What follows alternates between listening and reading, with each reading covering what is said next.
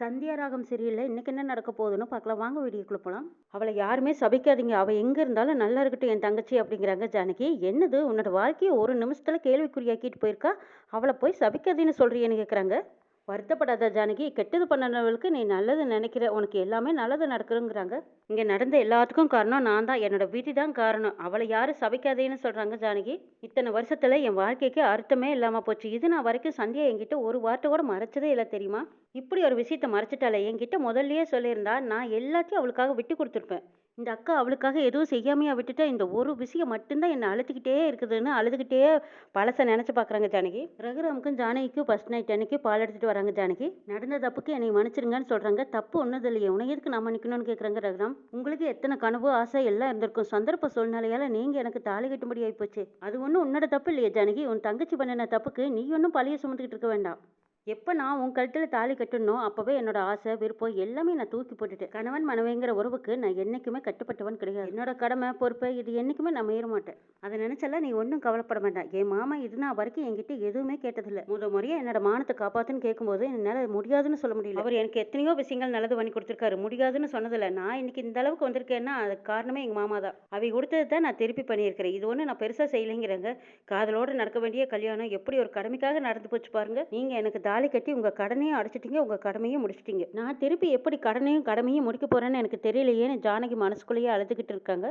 யாருக்குமே நடக்காத கல்யாணம். உன் கழுத்துல தாலி கட்டுறதுக்கு ஒரு நிமிஷத்துக்கு முன்னாடி கூட எனக்கு இப்படி நடக்கும்னு நான் நினைச்சு கூட பார்க்க. நீ மட்டும் என்ன நான் உனக்கு புருஷனா வருவேன்னு நீ நினைச்சு பார்த்தியா என்ன? எங்கேயோ ஆரம்பிச்சு எங்கேயோ முடிஞ்சிருச்சு. சரி, அதுதான் ஆரம்பம். யாரோ செஞ்ச தப்புக்கு நம்ம 2 பேத்துக்கும் தண்டனை கிடைச்சிருக்கு. இது தண்டனையா இல்லை நமக்கு கிடைச்ச சந்தோஷமான வாழ்க்கையானு போக போகத்தான் அந்த ஆண்டவனுக்கு தான் தெரியுங்கிறாங்க. நம்ம போகிற போக்கில் தான் எல்லாமுக்கும் விட தெரியும். சரி, இது எல்லாம் நீ நினச்சி மனசு போட்டு குழப்பிக்காத. நீ படுத்து தூங்குன்னு சொல்லிட்டு ரகுராம் கீழேயே பாய் விரிச்சு போட்டு படுத்து தூங்குறாங்க. ஜானகியும் பார்த்துட்டு அவங்களும் பக்கத்துலேயே பாய் விரிச்சு அவங்களும் படுத்து நல்லா அசந்து தூங்கிடுறாங்க. காலையில் கோழி கூப்பிட்றதுக்கு முன்னாடியே ஜானகியோட அப்பா குளத்து மேட்டில் உட்காந்து லெட்டரு, சாவி, செருப்பு, கண்ணாடி இது எல்லாமே அதே இடத்துல ஒரு அடையாளமாக விட்டுட்டு குளத்துல இறங்கிடுறாரு. ரமணி பாட்டி ஓடி வந்து ரகுராமா, ஜானகி ஜானகி எழுந்திரிங்க எழுந்திரிங்கங்கிறாங்க. எழுந்திரிச்சு வெளியில் வந்து பார்க்குறாங்க. ஜானகியோட அப்பா குளத்துல குளிக்கும்போது தவறிட்டாருன்னு சொல்கிறாங்க. இதை கேட்டதும் ஜானகிக்கு அப்படியே தலையில் இடி விழுந்த மாதிரி இருக்குது. அப்பான்னு கதறிக்கிட்டு குளத்து மேட்டுக்கு ஓடி பார்க்குறாங்க. எல்லா காரியத்தையும் முடிச்சுட்டு வீட்டுக்கு வராங்க. ஃபோட்டோவை பார்த்து ஜானகி நின்று அழுதுகிட்டே இருக்கிறாங்க. எனக்குன்னு இருந்த உறவு நீங்கள் மட்டும்தான்ப்பா, ஏப்பா இப்படி பண்ணீங்க? அங்கே ரகுராம் வராங்க. ஜானகி, மாமா இல்லையேன்னு அழுவக்கூடாது. யாரும் இல்லைன்னு நீ நினைக்காத, நான் இருக்க உனக்கு. மாமா உன்னை என் கையில் பிடிச்சி கொடுத்துட்டு போயிருக்காரு. என்னை நம்பித்தான் உன்னையை கொடுத்துட்டு போயிருக்காங்க. நம்ம 2 பேரும் சந்தோஷமா இருந்தாவே அவங்க ஆத்மா திருப்தியாக சந்தோஷமா இருக்குங்கிறாங்க. அப்பாவோட கடமை முடிஞ்சதுன்னு போயிட்டாங்க. அதே கடமை எனக்கு இருக்கு. உனக்கு எவ்வளோ வருத்தம் இருக்கோ அதே வருத்தம் எனக்கும் இருக்கு ஜானகி. நடந்து முடிஞ்சதெல்லாம் மறக்கிறதுக்கு கால அவகாசம் கூட. அதுக்கப்புறம் நான் உனக்கு நல்ல கணவனாக இருப்பேன். நீங்கள் என் கழுத்தில் தாலி கட்டினதுக்கு நான் பெரிய புண்ணியம் செஞ்சுருக்கேன். உங்களுக்கு எப்போ என்கிட்ட இயல்பா யதார்த்தமா அன்பா பேசணும்னு தோணுதோ அப்போ நீங்கள் என்கிட்ட பேசுங்க. அது வரைக்கும் நான் உங்களுக்காக காத்திருப்பேன்னு சொல்கிறாங்க ஜானகி.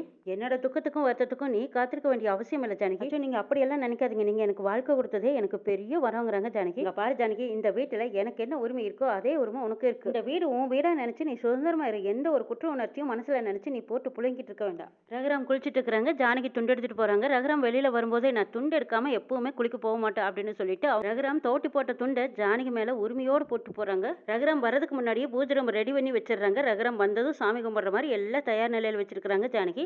பூஜைக்கு எல்லா ஏற்பாடும் தயார் பண்ணி வச்சுட்டு நீங்கள் சாமி கும்பிட்டுவாங்க, நான் டிஃபன் எடுத்து வைக்கிறேன்னு சொல்லிட்டு பறக்க வர்றாங்க.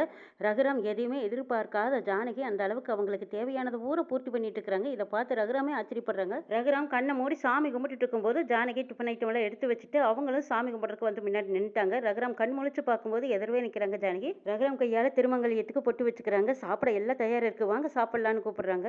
ரகுராம் சாப்பிடறதுக்கு உட்காந்துருக்காங்க. ஜானகி பக்குவமாக பரிமாறுறாங்க. பாசத்தோட பரிமாறுறத பார்த்து ரசிக்கிறாங்க ரகுராம் ரசித்து சாப்பிட்றாங்க. அதை பார்த்த ஜானகி நல்லா இருக்கான்னு கேட்குறாங்க. அவங்களும் திருப்தியாக தலையை ஜானகி நடந்துக்கிட்டது எல்லாம் பார்த்துட்டு ரகுராம் சொல்கிறாங்க, நீ இந்த குடும்பத்தை நல்லா பார்த்துக்குவேன்னு எனக்கு நம்பிக்கை வந்துருச்சு. இதுக்கு மேலே நீ எனக்கு என்ன வேணும்னு கேட்குறாங்க. நீங்கள் எனக்கு செஞ்சிருக்கிறதுக்கு முன்னால் இதெல்லாம் ஒன்றுமே இல்லைங்க. நான் உங்களுக்காக என்ன வேணாலும் செய்வேன்னு சொல்கிறாங்க ஜானகி. உனக்கு என்ன வேணும்னு என்கிட்ட கேளு, ஆனால் எனக்கு என்ன வேணும்னு நான் சொல்லிடுறேன். இந்த குடும்பத்தை நீ எந்த காலத்துலையும் எதுக்காகவும் விட்டு கொடுக்காம நீ காப்பாற்றி கொண்டு வந்தீங்கன்னா எனக்கு அது இந்த குடும்பத்தோட தரத்தையும் கௌரவத்தையும் நீ காப்பாற்றுவீங்கிற நம்பிக்கையும் வந்துருச்சு. நீ அதை மட்டும் எனக்கு காப்பாற்றி கொடுத்தீங்கன்னா போதும்னு கேட்டுக்கிறாங்க ரகுராம். நடந்த அவமானங்களை எல்லாம் மறக்கணும்னா நம்ம இதை காப்பாற்றிக்கிட்டு வந்தோம்னாவே போதும். அந்த நாள் இரவு வேலை முடிச்சுட்டு வரக்கு ரகுராம் லேட் ஆயிருது. ஜானகி வெயிட் பண்ணி பார்த்துட்டு அப்படியே டைனிங் டேபிளில் தூங்கிடுறாங்க. மல்லிகைப்பூவோட வந்திருக்காங்க ரகுராம். ஜானகின்னு எழுப்பும்போது ஜானகி பதறி போய் எழுந்திரிச்சு நிற்கிறாங்க. பதறாத ஜானகி, சாப்பிட்டு போய் தூங்க வேண்டியதானே, ஏன் இங்கேயே வெயிட் பண்ணிட்டு இருக்கிறேன்னு கேட்குறாங்க. இல்லை, நீங்கள் இன்னும் சாப்பிடல, வேலை முடிச்சுட்டு வந்து சாப்பிடாம தூங்கிடுவீங்கன்னு அத்தை சொன்னாங்க. நீங்கள் உட்காருங்க சாப்பிடுங்க அப்படின்னு சொல்லி ஆசையா அன்பா பரிமாறுறாங்க ஜானகி. சாப்பிட்டு முடிச்சதுக்கு அப்புறமா ரகுராம் ஜானகியை உட்கார வைக்கிறாங்க. ஜானகி தடுமாறுறாங்க. ஐயோ! இல்ல வேண்டாங்க நான் சாப்பிட்டேன் அப்படின்னாலாம் சொல்லி பார்க்குறாங்க. இல்ல நீ உட்காரு நீ சாப்பிட்டுருக்க மாட்டேன்னு எனக்கு தெரியும் அப்படின்னு சொல்லி பரிமாறுறாங்க. ரகுராம் சாப்பிட்டு எடுத்து வச்ச பிளேட் எடுத்து ஜானகி எடுத்து சாப்பிட்டுட்டு இருக்கிறாங்க. 2 பேருமே ஒருத்தருக்கு ஒருத்தர் சந்தோஷமா அன்பா பரிமாறிக்கிறாங்க. அடுத்த நாள் காலையில ஒரு ஃபோன் வருது. அந்த ஃபோன் எடுக்கிறதுக்காக ஜானகி போறாங்க. ரகுராம் அங்க வந்து ஜானகி ஃபோன்ல யாருன்னு கேட்குறாங்க. சந்தியாங்கிறாங்க. இனிமே அவளோட ஃபோனை நீ எடுக்கக்கூடாது. அவகிட்ட பேசக்கூடாதுன்னு சொல்லிடுறாங்க. இதை கேட்டு ஜானகி அப்படியே உடைஞ்சு போய் நிற்கிறாங்க. அடுத்தது என்னெல்லாம் நடந்தது அப்படிங்கிறதையும் நம்ம வர சொல்ல பார்க்கலாம்.